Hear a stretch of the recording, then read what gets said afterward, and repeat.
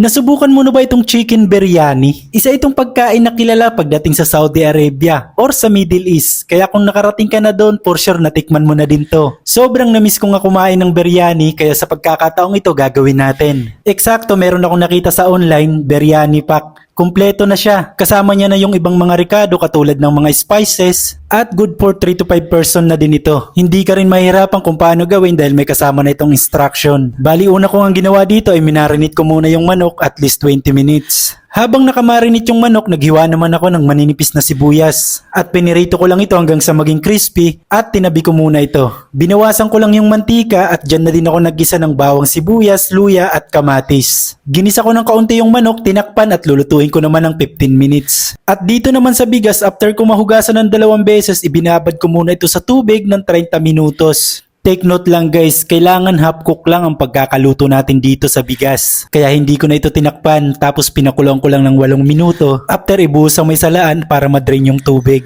Mabalik naman tayo sa manok. After 15 minutes, naglagay ako ng coriander, plain yogurt, green chili for optional. Tapos babawasan ko muna bago ako maglalagay ng kanin. Hinati ko lang yung kanin tapos naglagay ako ng crispy onion, coriander, tapos nilagay ko sa gitna yung ibang manok. Ibinuhos ko ulit yung natitira pang kanin. Toppings ulit crispy onion at ibuhos yung natitira pang sabaw.